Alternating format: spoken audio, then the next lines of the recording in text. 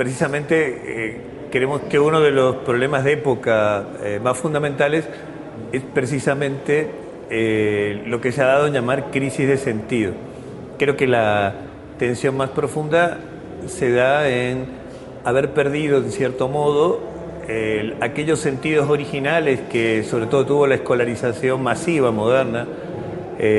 Si bien primero originalmente más ligada al disciplinamiento, la moralización, también a la identidad nacional, pronto a la formación en ciudadanía, a la generación de hábitos académicos más a la manera iluminista, como de hecho se ha venido trabajando en los talleres, lo está haciendo la doctora Tenorio. Pero lo que es cierto es que los diagnósticos indican que se ha quebrado esa posibilidad de generar identidad tan fácilmente en términos de nacionalidad, y que, por tanto, el gran riesgo es que los sentidos de lo escolar estén siendo atrapados en este momento por una lógica más bien mercantil, utilitaria. O sea, que la escuela se esté transformando tanto por lo que se oferta o por lo que se demanda, como por la presión del mercado de trabajo y las políticas, sobre todo internacionales, ¿no?, de la globalización, en una agencia de capacitación para competencias que demanda el mercado, pero con poca atención también a tanto a las necesidades locales como, por supuesto, a los procesos subjetivos.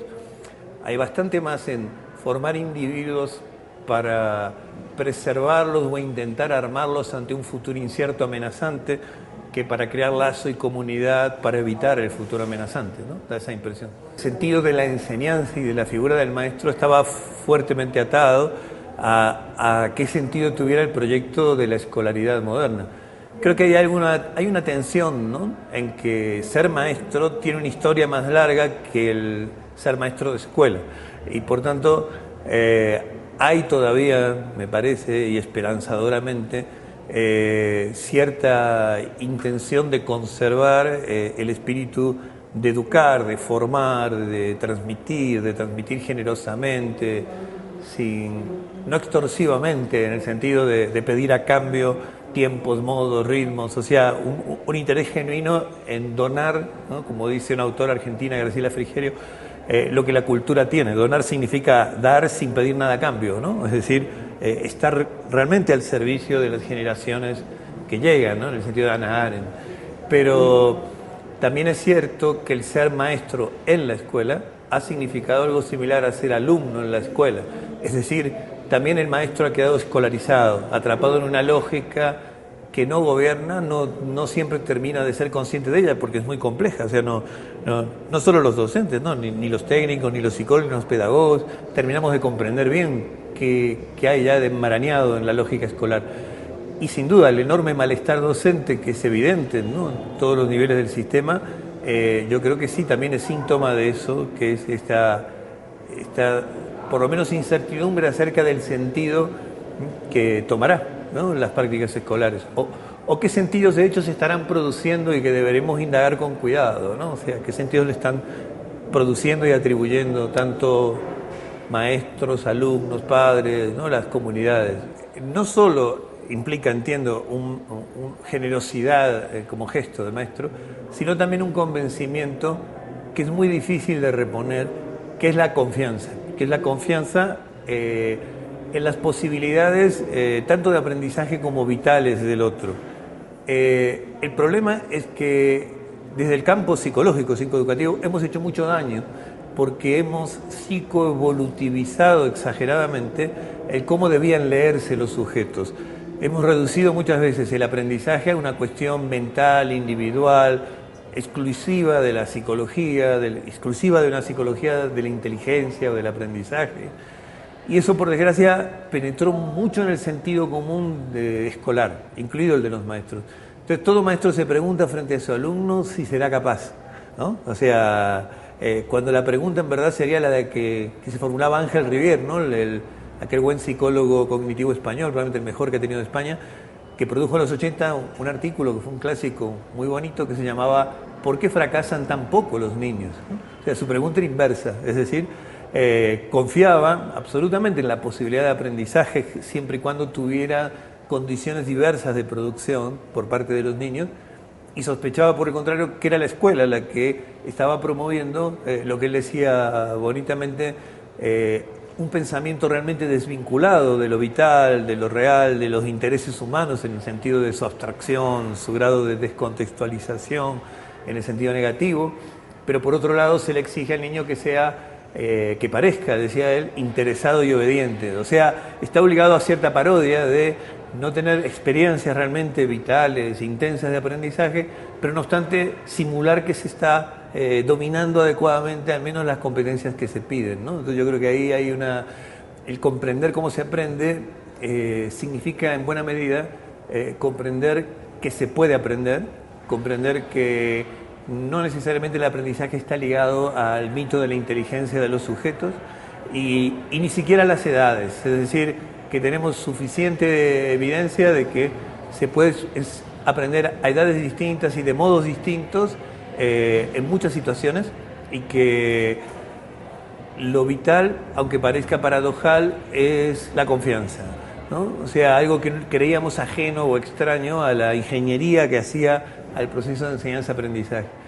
Pero la confianza ha sido la madre de la crianza. La confianza es lo que hace que un niño hable simplemente. No hablaríamos a un bebé que no sabe hablar. Si fuéramos constructivistas, ortodoxos, ingenuos, jamás hablaríamos a un bebé, puesto que él no sabe, ¿no? Sin embargo, le hablamos a un bebé precisamente porque apostamos con confianza a que si bien no habla, comunica, a que si bien no habla, puede tener empatía y contagio afectivo, que en los hechos es parte de la situación que compartimos. No es candidato a ser parte de la situación, como sucede en la escuela, ¿no? Es una especie de moratoria en donde el alumno llegará tal vez a comprender lo académico, a interpretar y saber de qué se habla. No, bueno, se trata de que ya comparta por lo menos la complejidad, el interés, la inquietud, ¿no? O el problema a partir del cual ronda el conocimiento. No sé si se comprende, es decir, a partir de la confianza en que compartimos un mismo mundo, inteligible para ambos, compartir en lo posible y construir una misma sensibilidad con ellos, tal como lo hacemos en la crianza, ¿no? No sé el caso colombiano, pero en el caso argentino vemos que se repite muy absurdamente el mismo formato que vemos críticamente en la escuela de los niños, en la formación de los mismos maestros. Entonces tenemos también no solo tipos de clase expositivas y de ese modo, sino también regímenes de horarios, modos de organizar los cursados de los alumnos. Por supuesto que hay excepciones, ¿no? Pero generalizando tiende a repetirse una práctica de aprendizaje y de enseñanza que prácticamente replica la que han tenido en la escuela primaria y media. Lo más grave de eso es que hoy sabemos que la escolarización no solo produce efectos cognitivos varios, sino que produce posiciones subjetivas específicas, como el hecho de ser alumno.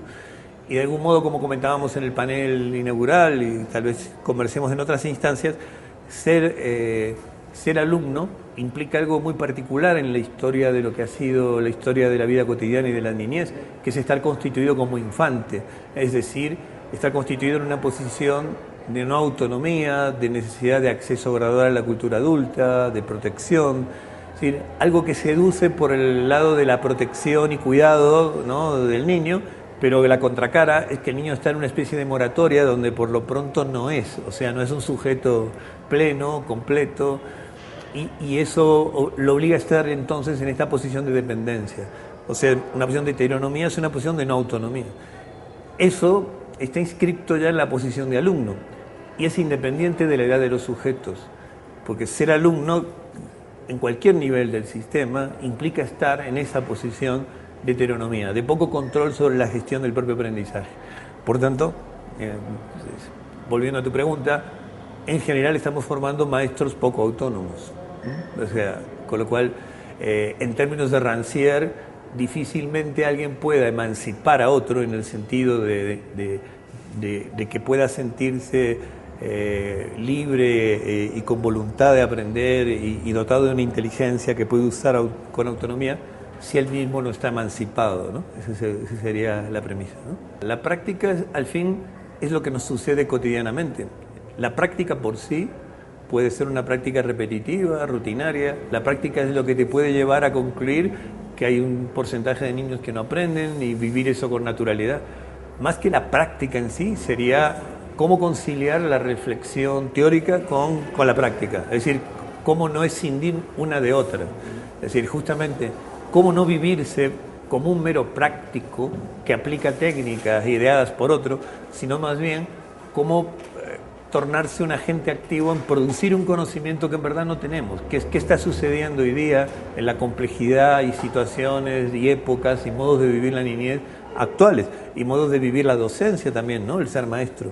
Entonces, por el contrario, me parece que más que solo la práctica, se trataría más bien, o más bien habría que descubrir qué tipo de práctica, pero sin duda es una práctica que debe incorporar profundamente la reflexión teórica. Así como los académicos que podemos, por lo pronto, muchas veces estar seducidos por una reflexión teórica no muy ligada a la realidad de los escenarios escolares, debiéramos estar mucho más en la escuela, ¿no? De modo debería haber un trabajo conjunto, por decirlo de otro modo, ¿no?